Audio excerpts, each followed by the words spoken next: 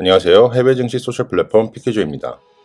오늘은 코로나 시국에서 가장 핫한 주식이었던 그리고 지난주 대규모 연례 세일 행사인 프라임데이를 마친 아마존에 대해 분석해볼까 합니다. 백신 개발을 위한 임상 실험이 지속되는 가운데 코로나 시대 이후의 아마존의 주가는 어떻게 변할까요? 영상 끝까지 함께 하셔서 아마존의 미래에 대해 알아보시기 바랍니다. 아마존 비즈니스 모델. 아마존의 비즈니스 모델은 크게 캐시카우인 이커머스, 시장 성장률이 연간 15%에 육박할 것으로 예상되는 클라우드 서비스, 그리고 아직 걸음마 단계인 오프라인 매장 등이 있습니다. 게다가 제프 베조스 우주 정복에 대한 야망, 여기까지만 하겠습니다. 아무튼 많은 분이 아마존 하면 이커머스에 포커스를 하시는데 오늘 영상에선 이커머스뿐만 아니라 왜 아마존 웹 서비스, AWS도 중요한지 다뤄볼 예정입니다. 코로나 시대의 아마존의 성장. 코로나 시국 전까지 장기적으로 정체기에 머물렀던 아마존의 주가는 3월 16일 약 1,600달러 선까지 떨어지며 52주 최저가를 기록합니다.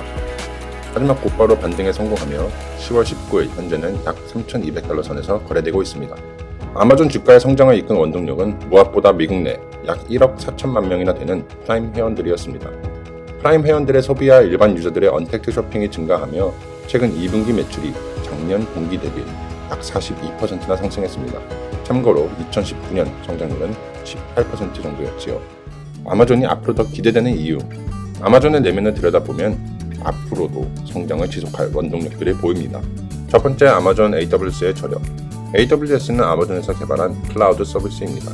클라우드 서비스의 시장 규모를 2020년 약 3,700억 달러에서 2025년 8천억 달러 이상까지 17.5%의 성장률로 확대될 것으로 보는 보고서도 최근 발표되었는데요. 이 수치가 너무 터무니없는 성장률이라고 생각하시는 분들도 클라우드 서비스의 성장에는 동의할 수밖에 없을 것입니다.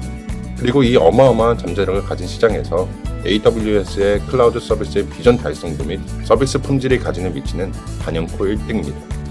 참고로 마이크로소프트가 2등, 그리고 저번주 피케주 영상에서 소개해드린 알파벳이 1등을 차지하고 있지요. 시장 점유율도 넘사벽입니다. 클라우드 서비스는 쉽게 IS, PaaS, SaaS로 나뉘는데 추가적으로 더 설명을 드리자면 IS는 서버 네트워크 등의 물리적 자원을 제공해주는 서비스이며 PaaS는 소프트웨어 개발을 위한 플랫폼 서비스, 그리고 SaaS는 고객의 소프트웨어와 데이터를 전반적으로 제공 및 관리한다고 보시면 되겠습니다.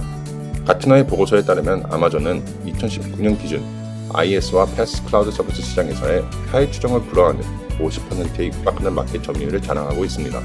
물론 SaaS의 시장이 셋 중 가장 큰 시장이지만 IS 시장은 성장률이 20%나 되는 가장 빠르게 성장 중인 서비스라 이를 거의 독점 수준 가까이 차지하고 있는 아마존의 아성을 무시할 수가 없습니다.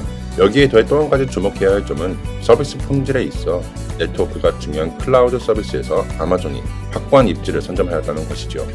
가트너도 이러한 이유로 AWS의 성장 모멘텀이 미래에도 지속될 것으로 보고 있습니다.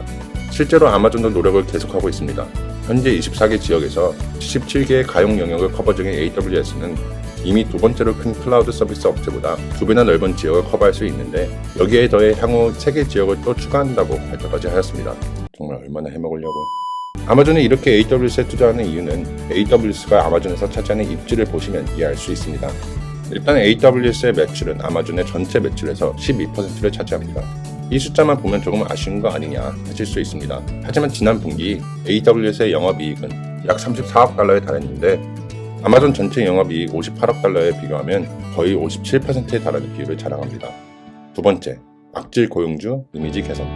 아마존 물류창고 직원들의 안정과 업무량 과다에 대한 지적은 지속해서 제기되어 왔었습니다. 코로나 시국에선 고된 10시간 시프트의 휴식 시간이 15분밖에 되지 않는다는 증언, 그리고 아마존의 처우에 아예 노쇼까지 해버리는 직원들이 생기기도 했습니다. 하지만 아마존은 이에 제법 빠르게 대처했습니다.